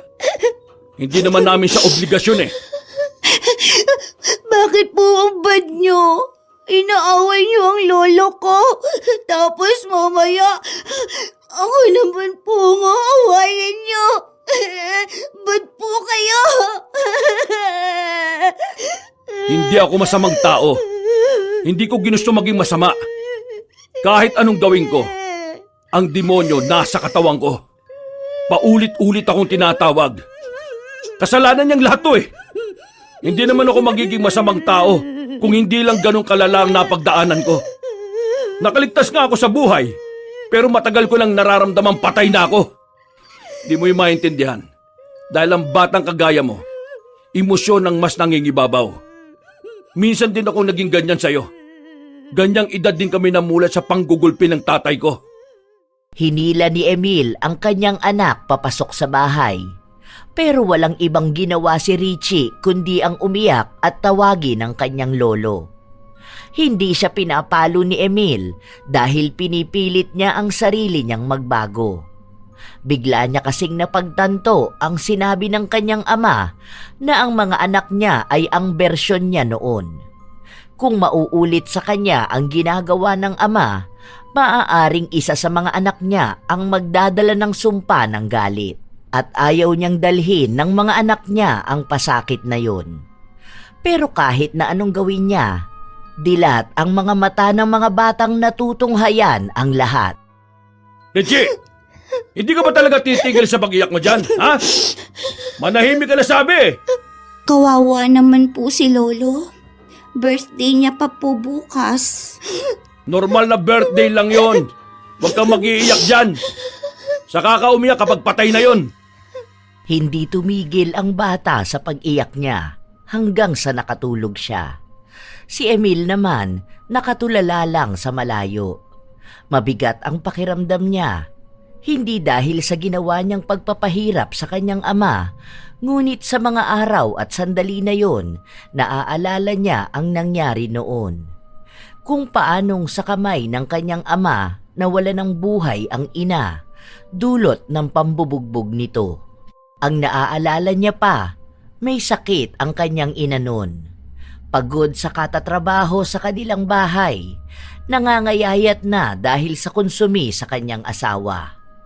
Nang umuwi si Pael bago ang kanyang kaarawan, binugbog niya ang asawa dahil lang sa naging alitan nila. Dahil sa ginawa niya, namaga ang katawan ng asawa. Sumuka ito ng dugo at hindi na kinaya ang pagtitiis sa sakit. Ilang dekada na ang nakalipas, pero tila ba kahapon lang nangyari ang lahat. Sa tuwing naaalala yon ni Emil, ay nanginginig siya sa galit. Dahil kahit na gano'n na ang sinapit ng kaawa-awa niyang ina, hindi nagbago ang ama. Mas naging masahol palalo. Minsan nilang hiniling na sana ay pinatay na lang din sila para kahit na paano ay natahimik sila. Pero hindi, mas masahol pa sa kamatayan ang dinanas nila. Bitbit pa rin nilang lahat ang galit at sakit. Yon ang pumapatay sa kanila ng paulit-ulit. Paunti-unti, dahan-dahan at pasakit ng pasakit. Nang sumapit na ang gabi, nasa loob lang ng kwarto niya si Pael. Umiiyak siya habang yakap ang kanyang lumang kumot. Patuloy siyang humihingi ng tawad sa kanyang mga anak. Kahit na walang nakakarinig, hinihiling niyang sana bigyan pa siya ng pagkakataon. Kinabukasan, maagang nagising si Pael. Kaatawan ko na. Isa dapat ito sa masayang araw ko. Isang espesyal na araw, kaya dapat espesyal din ang susuotin ko. Nasa na ba yung kulay berde kong damit na tinahipan ng aking butihing asawa? Ay, eto. Alam ko, kasya pa ito sa akin eh. Ang tagal ko na rin hindi ito nagagamit Nagbihis ng maganda si Pael. Nag-ayos siya ng kanyang sarili. Maganda ang pagkakasuklay ng kanyang buhok. Matapos nun ay lumabas siya ng kanyang bahay na para bang napakaganda talaga ng mundo para sa kanya. Gusto niyang maging masaya sa kanyang kaarawan dahil panibagong taon ang kanyang buhay para sa pag-asa. Pumunta siya ng bayan at ginamit ang perang bigay sa kanya ng mga kakilala niya para makabili ng cake. Pinili niya ang may magandang disenyo at may mga bulaklak. Nadaan muna ako sa church para magpasalamat sa mapagpalang araw na ito. Pigil na pigil si Pael sa kanyang mga luha dahil ayaw niyang maging malungkot ang kanyang kaarawan. Nang matapos siya, naglakad na siya pauwi nang madaanan niya ang nagbebenta ng pansit. Bumili siya at nang makauwi siya, inayos niya ang mesa. May mga alikabok yun dahil sa ginawang paggiba sa kanyang bahay. Inilapag niya ang cake at pansit na binili niya bago siya umupo sa luma niyang papag. Naghihintay siyang may pumasok sa loob o may bumati man lang sa kanya. Tahimik lang siya, pero sa paglipas ng mga oras, walang nagpakita, walang bumati. Ang bigat ng kanyang dibdib dahil nagdidilim na rin ang langit. Patapos na ang espesyal na araw para sa kanya.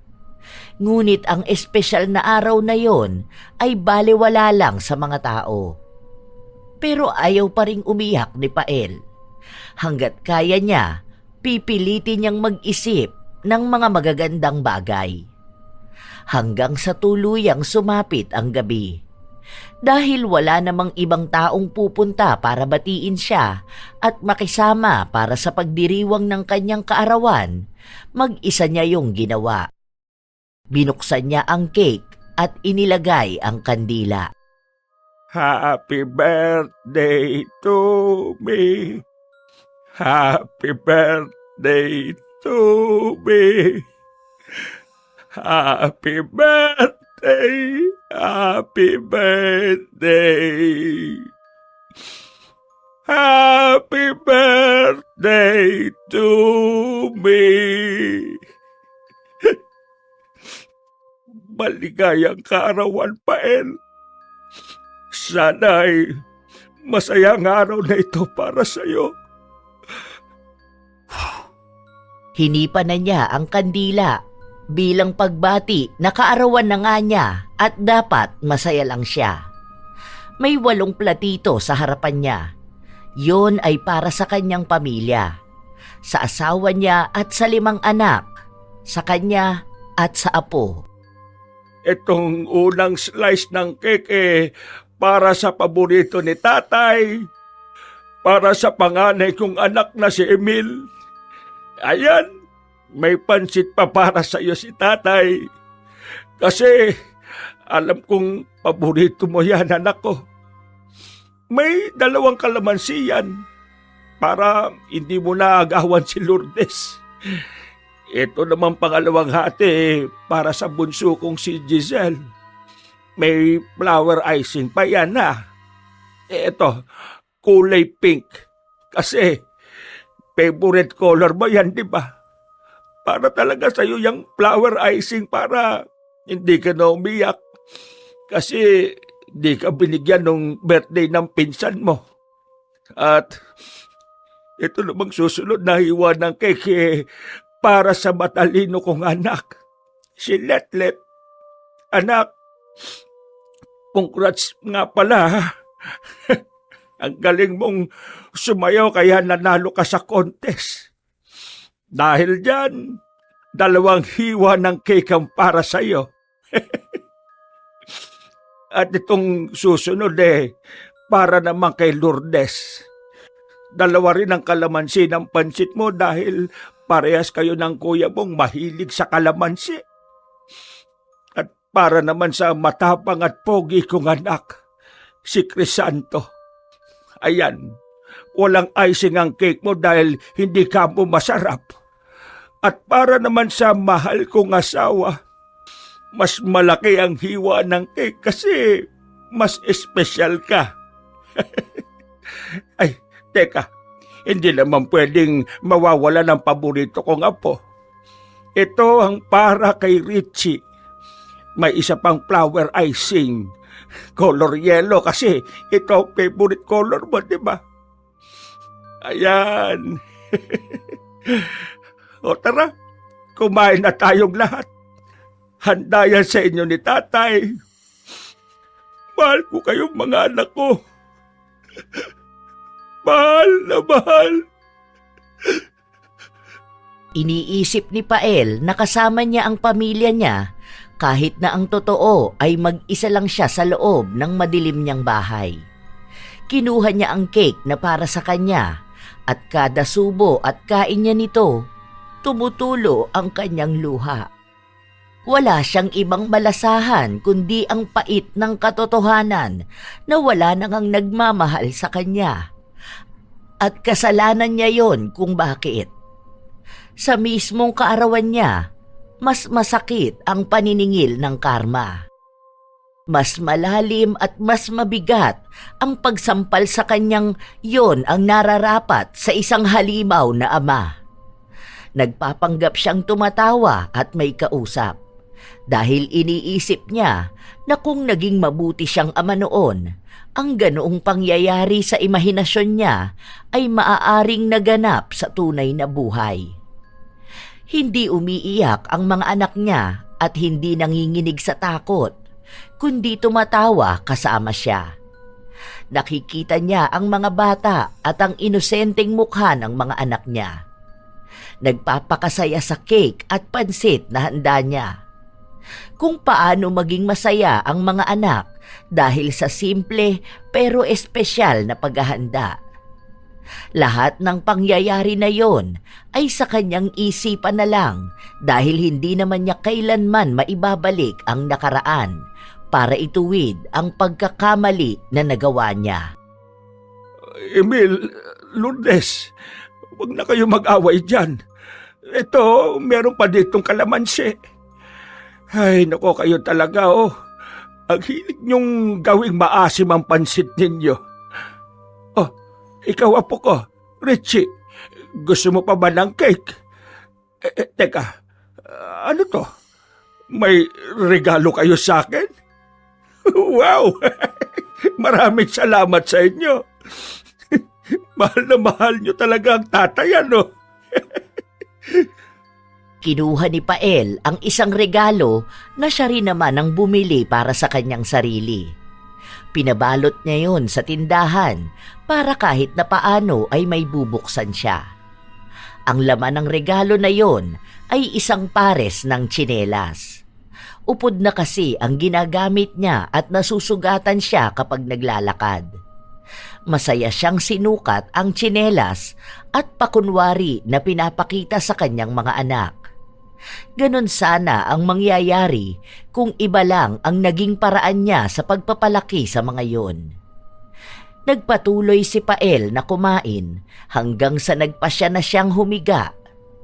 Inayos niya ang sapi ng higaan niya sa lapag, pinagpaganyon at saka siya humiga. Patatapos na ang aking kaarawan. At naging masaya naman ako dahil nakikita kong masaya ang mga anak ko. Sa pagpikit ng mga mata ni Pael, yun na rin ang huling gabi niya sa mundo. Ang huling kaarawan. Dulot na rin ng kanyang katandaan, binawian na ng buhay ang matanda. Wala pang nakakaalam ng nangyari hanggang sa dumating ang kanyang apo kinabukasan. Naabutan niya ang mga platitong may lamang cake at ang pansit na binili ni Pael. Dahil ayaw magising ng matanda, tinawag ni Richie ang kanyang ama at doon nila nakumpirma ni Emil na patay na nga ang kanyang ama. Kaya tinawag niya ang dalawa pa niyang kapatid. Nakatayo lang sila sa harapan ng bangkay ni Pael. Nakangiti ito na para bang tinanggap na niya ang katapusan ng kanyang buhay. May handa po si Lolo. May cake po siya at pansit. Huwag mo nang pakialaman yan, Richie. Wala na po si Lolo. Hindi ko man lang po siya nakantahan. May regalo pa naman po ako sa kanya. Lumapit si Richie sa kanyang lolo.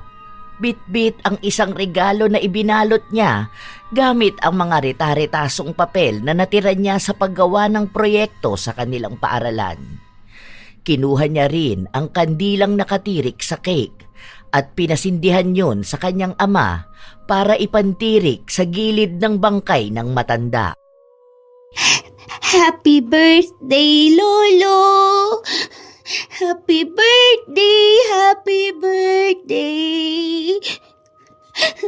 Happy birthday, Lolo! Happy birthday po, Lolo! Sana po, masaya na po kayo. Ito po ang regalo ko sa inyo. Sabi nyo, paborito nyo ang trompo. Hindi nyo na po hinintay to. Sabi nyo po, ipapakita nyo pa sa akin paano nyo ito ipapaikot sa kamay nyo. Dalhin nyo na lang po sa heaven ang gift ko sa inyo. Mahal ko po kayo, Lolo. Happy birthday po! Hindi na natigil si Richie sa pag-iyak habang nakatingin sa kanyang lolo. Hindi siya nakalabas ng bahay nila kahapon dahil hindi siya pinayagan ng kanyang ama. Gusto pa naman sana niyang samahan ang lolo na magdiwang ng kaarawan nito, pero wala na. Huli na nang dumating siya. Pinakuha ni Emil ang bangkay ng kanyang ama. Binigyan nila ng maayos na burol si Pael. Umuwi rin ang dalawang anak nito na nasa ibang bansa para kahit sa huling pagkakataon at kahit nabitbit pa rin nila ang galit sa kanilang ama, pinagbigyan pa rin nila itong magsama-sama sila sa paghatid sa kanya sa huling hantungan. Ibinigay rin nila ang huling hiling nitong ilibing siya sa libingan din ang kanyang asawa. Habang naglalakad sila papunta sa sementeryo, biglang bumuhos ang malakas na ulan. Karamihan sa kanila ay sumilong, ang iba naman ay nagpayong, habang si Richie nagpakabasa sa ulan.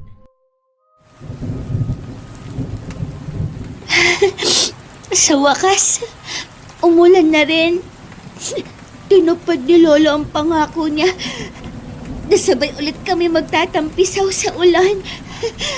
Ingat po kayo dyan sa heaven, Lolo. Salamat po. Sumabay sa ulan ang mga luha ng bata. Dahil sa lahat, siya lang ang tanging may masayang alaala sa kanyang lolo. Kasama ni Pael, inilibing ang galit ng kanyang mga anak. unti-unti nilang nais na harapin ang halimaw ng kanilang nakaraan at iyon na rin talaga ang ginagawa ni Emil. Inaayos niya ang kanyang sarili at iniiwasan na masaktan din ang kanyang mga anak dahil baka nga magaya siya sa kanyang ama nang hindi niya sinasadya. Ayaw niyang maging isang halimaw na kagagalitan ng mga anak niya kapag lumaki na sila. Gusto niyang maging magulang nang hindi lang dahil sa dugo. May lungkot silang nararamdaman sa sinapit na buhay ng kanilang ama. At ang huling salitang binitawan nila bago tuluyang tabunan ng lupa ang bangkay ni Pael ay ang katagang matagal na nitong hinihintay. Ang pagpapatawad nila sa mga ginawa niyang pagsira sa buhay at pagkatao ng mga anak. Nakakalungkot man ang sinapit ng buhay ni Pael, lahat yon ay binunga ng kanyang mga ginawa noong siya'y nabubuhay pa. Sa huli, ang itinanim niyang kasamaan, yun din ang kanyang inani. Walang kinahahantungang mabuti ang mga taong masasama. Ang paghatol ng langit, kailanman hindi pumipili ng sino man. Wala sa taon ng pagsisisi dahil kapag may utang kang galit, tandaan na sisingilin ka nito pagdating ng araw. Yon ang nangyari kay Pael. Kahit na ano pang gawin niya, ang karma na para sa kanya ay matatapos lang kasabay ng kanyang huling hininga. At sa katahimikan ng kanyang huling araw, malinaw ang aral. Hindi sapat ang bigkis ng dugo para tawaging magulang kung hindi mo tinupad ang tungkulin ng pagiging isa. Huwag hilingin ang kapatawaran ng anak at gamitin ang katagang pagiging magulang laban sa kanila. Kung alam mo sa iyong sarili na hindi ka rin naman karapat dapat tawaging magulang. Dahil bago sila nilamon ng galit, ikaw ang unang humulma at sumugat sa pagkatao nila. Ang pagpapatawad ay hindi madaling ibigay sa taong siya mismong sumira sa buhay ng kanyang mga anak. Sapagkat walang saysay ang katagang magulang mo pa rin sila kung sa puso't gawa ay hindi mo kailanman pinanindigan ang pagiging magulang. Ang kwento na ito ay hindi tumalakay sa anumang kulam o barang, kundi sa kung paano ba maningil ang karma. Na kahit na walang paghihiganting naganap sa mga kasamaang ginawa, darating din ang araw na ang langit na mismo ang hahatol sa iyo. Tandaan na ang paggawa ng masama ay kasalanan pa ring dapat pagbayaran.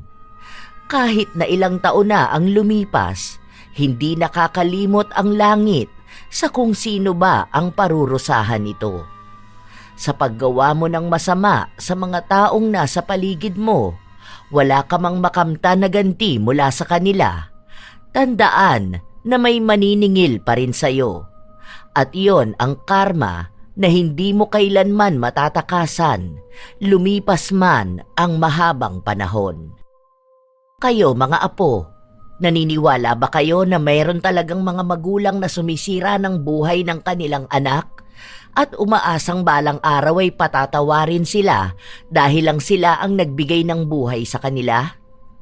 Ano naman ang masasabi nyo sa kinahantungan ni Pael na isang tao na nagbayad ng karma dahil sa kamaliang nagawa niya?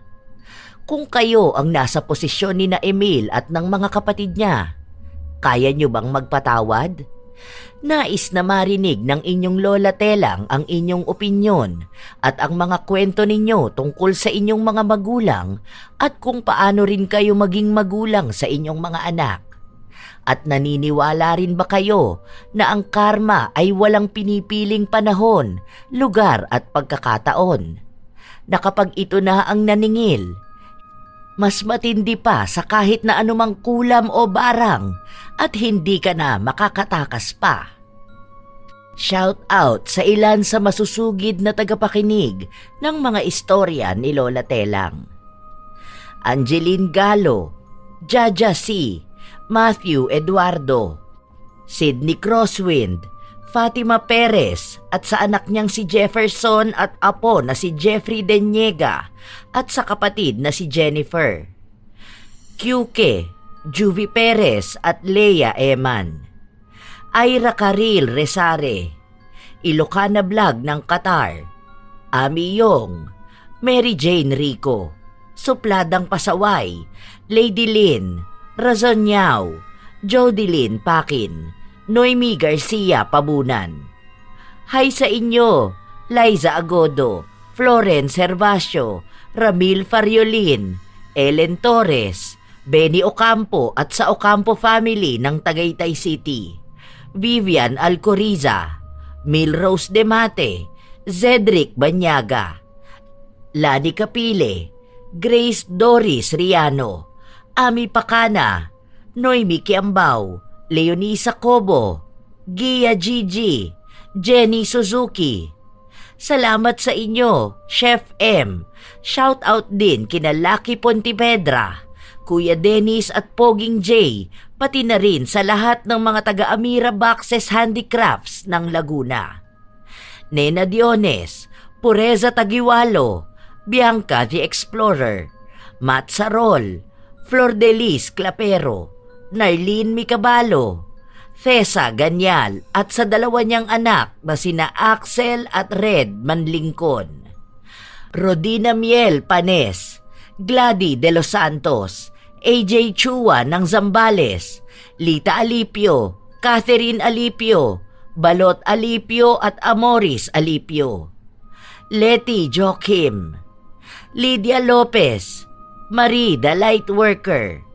Hello din sa inyo, Jenny V. Suco, Elizabeth Dunca, Ray Galedo at sa Galedo family, Rubina 266, Via Nolasco, Irene Gonzaga Castillo, Chloe Abalos, Nico Libranda at sa Libranda family, Jessica Araneta, Roda Bieri, Arlene Torquiza, George Gomez, Rosalina Bugayong, Kimpoy Feliciano, Riz Magante.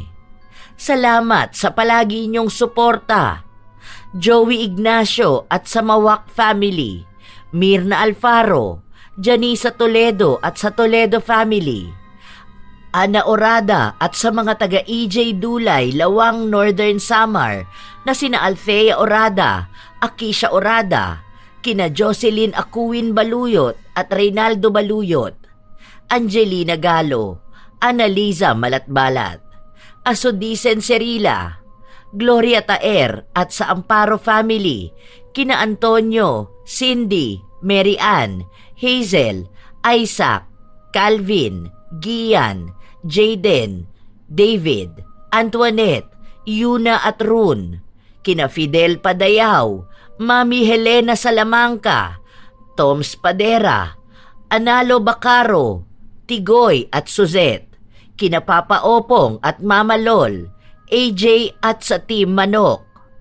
Red, Pamela Agasang, I Love Traveled, Monet Rivera at sa kanyang kapatid na si Alvin Odiamar, Will Maleses, Arialino Tarte, Karen Salut, Mary Jane Lalik, Josefina Fuelias, Leonora Concesino, Maria Cristina, Roy Lacandalo, Esteli Reyes ng Marikina City, Gerald Dacpano, Francisco Neng at sa kanyang asawa na si Jeremy Saranilio Francisco, Rafael Caballero, Kimi, Rosemary Sabandeja, Hazel Fiesta, Lurian Vitalicio, Juvie Tagapan at sa kanyang anak na magbo-birthday sa August 22 na si Carlo Tagapan.